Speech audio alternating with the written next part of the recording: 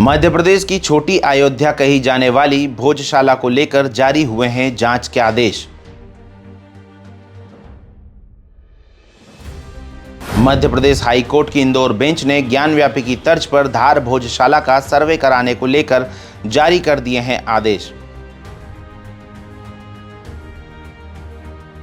Hindu front for justice ने 1 मई 2022 को Indore high court में दायर की थी याचिका।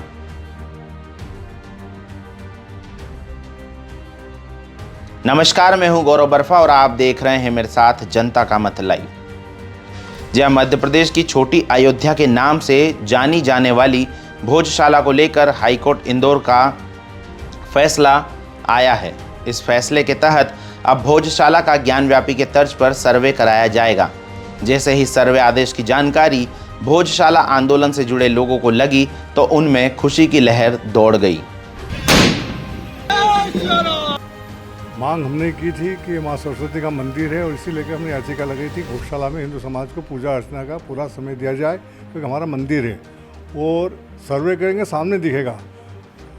ज्ञानपीठ में तो खुद ही करने के बाद मिला है, नीचे तलगढ़ देख पर यहाँ धार की माँ सरस्वती मंदिर भोजशाला जो राजा भोज के द्वारा निर्मित की गई थी 1035 में वही भोजशाला आज भी है और सारी चीज़ें वहाँ पे, क्योंकि समय अनुसार आक्रांताओं ने जिस प्रकार से हमारे कई मंदिरों को ध्वस्त किया उसी प्रकार से माँ सरस्वती मंदिर को भी ध्वस्त किया था। परंतु जो हमारे चिन्ह है, जो माँ वाग्देवी के मूर्ति है और भाई कई गोमूत्र है, कई चीज़ जो सामने दिख रही है वो खुदे करेंगे तो और भी कुछ निकलेगा। हमारे यहाँ सर्वे है, मतलब हमारी आज जीत हो गई है और अतिशीघ्र मंदिर हमें मिलेगा जहाँ माँ सरस्वती का मंदिर भव्य बनेगा और पूजा होगी। जिस प्रकार से राम जी का मंदिर अयोध्या में बना, अब धार में माँ सरस्वती का मंदिर बनेगा। मध्य प्रदेश हाई कोर्ट की इंदौर बेंच ने ज्ञानव्यापी की तर्ज पर धार की भोजशाला का सर्वे कराने के आदेश 11 मार्च 2024 को जारी किए हैं। सोमवार को इस मुद्दे पर सुनवाई के बाद कोर्ट ने आर्कियोलॉजिकल सर्वे ऑफ इंडिया यानी कि एएसआई की 5 एक्सपर्ट्स की टीम को 6 सप्ताह में अपनी रिपोर्ट को पेश करने को कहा है। हाई कोर्ट ने इस वैज्ञानिक सर्वे को जीपीआर व जीपीएस तरीके से कराने के लिए भी कहा है। इस पूरे सर्वे की फोटोग्राफी और वीडियोग्राफी भी कराई जाएगी। सभी को नमस्कार।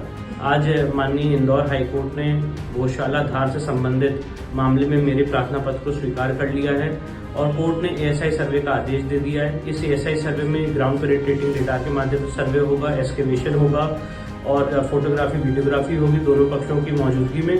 और साथ ही साथ कोर्ट ने 5 मेंबर की टीम बनाई है और ये कहा है कि विद इन 6 वीक्स 6 हफ्ते के अंदर कोर्ट के सामने इस एक्सपर्ट कमेटी को अपनी रिपोर्ट सबमिट करनी है।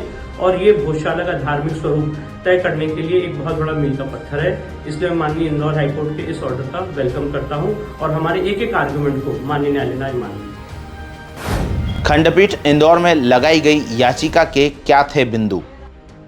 हिंदू फ्रंट फॉर जस्टिस ने 1 मई 2022 को इंदौर हाईकोर्ट में याचिका दायर करते हुए बताया था कि यहां पर हर मंगलवार को हिंदू भोजशाला में यज्ञ कर उसे पवित्र करते हैं और शुक्रवार को मुसलमान यहां नमाज के नाम पर यज्ञ कुंड को अपवित्र कर देते हैं। इसे रोका जाए, भोजशाला का पूर्ण आधिपत्य हिंदुओं को सौंपा जाए। इसके लिए आवश्यक हो तो संपूर्ण भोजशाला की फोटोग्राफी, वीडियोग्राफी और खुदाई भी कराई जाए।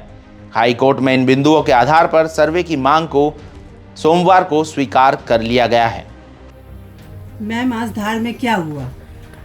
सबसे पहले तो हम मध्य प्रदेश की इंदौर हाई कोर्ट को हृदय से धन्यवाद देना चाहते हैं। उनका हम आभार व्यक्त करना चाहते हैं, क्योंकि माँ वाग्देवी की सदियों की प्रतीक्षा पूर्णता की ओर बढ़ी है। आज माननीय उच्च न्यायालय ने आदेश पारित किया है, एएसआई को डायरेक्शन दिया है कि साइंटिफिक सर्वे भोजशाला 313 प्लॉट नंबर भोजशाला पर साइंटिफिक सर्वे करें, उसकी फोटोग्राफी करें, वीडियोग्राफी करें और ये सब काम 6 हफ्ते के अंदर पूरा होना है, जिससे कि दूध का दूध और पानी का पानी हो सके। वर्षों से हिंदू समाज माता वाग्देवी की उस स्थान पर विराजमान होने की प्रतीक्षा कर रहा था। पूरे हिंदू समाज का ये कार्य है। प्रत्येक सनातनी को हृदय से आभार और धार की पूरी टीम को, जिसने बड़ी मेहनत से, बड़ी शिद्दत से ये कार्य किया है और कहानी परिणाम तक पहुंची है। हम हृदय से आभार व्यक्त करते हैं और बधाई देते हैं। भोजशाला का क्या था इतिहास। हजारों साल पहले धार में परमार वंश का शासन था। यहाँ पर 1000 ईस्वी से 1055 ईस्वी तक राजा भोज ने शासन किया। राजा भोज माँ सरस्वती के अनन्य भक्त थे। उन्होंने 1034 ईस्वी में यहाँ पर एक महाविद्यालय की स्थापना की थी, जिसे बाद में भोजशाला के नाम से जाना जाने लगा और हिंदू समाज इसे माँ सरस्वती के मंदिर के नाम से भी जानते थे। ऐसा कहा जाता है कि 1305 ईस्वी में अलाउद्दीन खिलजी ने भोजशाला को ध्वस्त कर दिया था। इसके बाद 1401 ईस्वी में दिलावर खान गोरी ने भोजशाला के एक हिस्से में मस्जिद बनवा दी थी। 1514 ईस्वी में मोहम्मद शाह खिलजी ने दूसरे हिस्से में मस्जिद बनवा दी एवं बताया जाता है कि यहाँ 1875 ईस्वी में खुदाई भी कराई गई थी और उस खुदाई के दौरान यहाँ पर सरस्वती माता की एक प्रतिमा निकली, जिसे मेजर किनकेड नाम का अंग्रेज लंदन लेकर चले गया। उसके बाद से ही माता सरस्वती की प्रतिमा लंदन के एक संग्रहालय में स्थित है। भोजशाला से जुड़ा विवाद क्या है?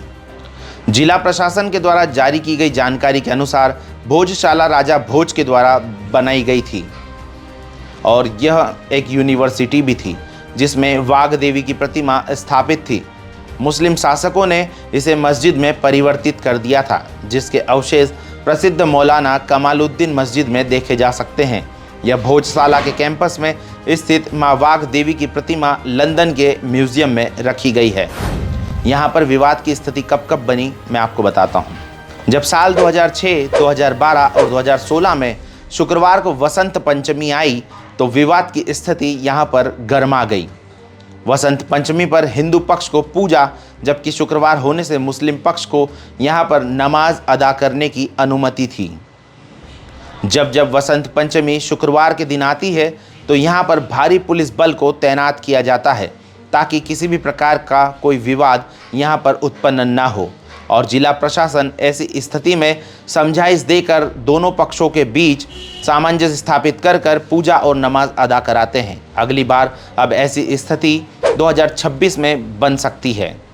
लंबे समय से भोजशाला के इतिहास को लेकर हिंदू पक्ष का कहना था कि यह सरस्वती देवी का मंदिर है और सदियों पहले मुस्लिम आक्रांताओं के द्वारा इस पवित्र मंदिर को खंडित किया गया और यहाँ पर मौलाना कमालुद्दीन की दरगाह को बनाया गया।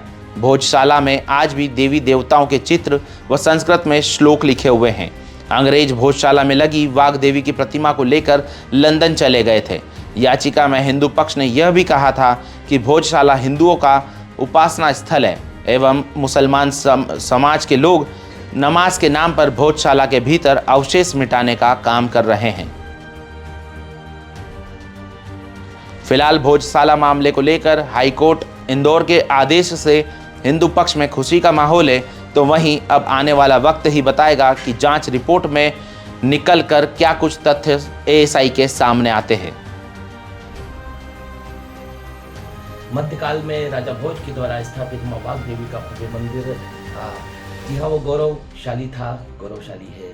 विदेशी आतताइयों ने उसे आकर तोड़ने का, ध्वस्त करने का प्रयास किया। हिंदू समाज कभी सोया नहीं। हिंदू समाज ने उसको पुनः प्राप्त करने के लिए निरंतर प्रयत्न किए। जी हाँ, आज का दिन भारत के इतिहास में बड़ा ही सौभाग्यशाली दिन है। वो इसलिए कि हिंदू समाज ने अपना अधिकार पुनः प्राप्त करने की दिशा में एक कदम बढ़ाया है। जी हाँ, आज मध्य प्रदेश उच्च न्यायालय के इंदौर खंडपीठ ने जो फैसला दिया है भोजशाला के विषय में और कहा गया है कि वहाँ पर पुरातत्व सर्वेक्षण की आवश्यकता है।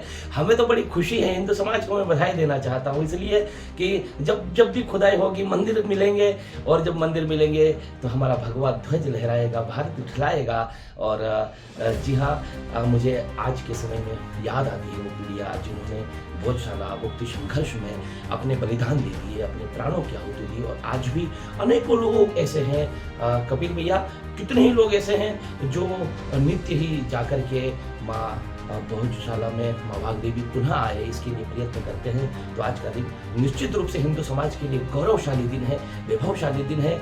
आज करोड़ों लोगों की आंखों में फिर से चमक आई है कि जी हाँ, काशी में हमारे विश्वनाथ आए हैं, अवध में राघव सरकार आए हैं, तो निश्चित रूप से भोजशाला में हमारी वाघ देवी भी आएगी।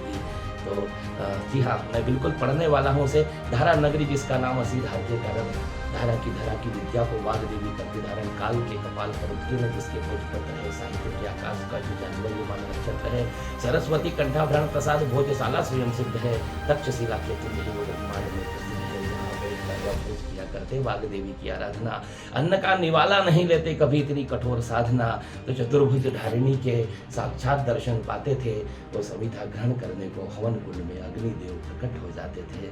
सबको बधाई। जी हाँ, और मैं तो उस न्यायाधीश को भी बधाई देना चाहता हूँ, न्यायमूर्ति को भी बधाई देना चाहता हूँ कि आपने अपने जीवन में एक सौभाग्य का तिलक करने का प्रयास किया है। जय श्री राम, हर हर महादेव, राजा भोज की जय, वाग देवी की जय। जय।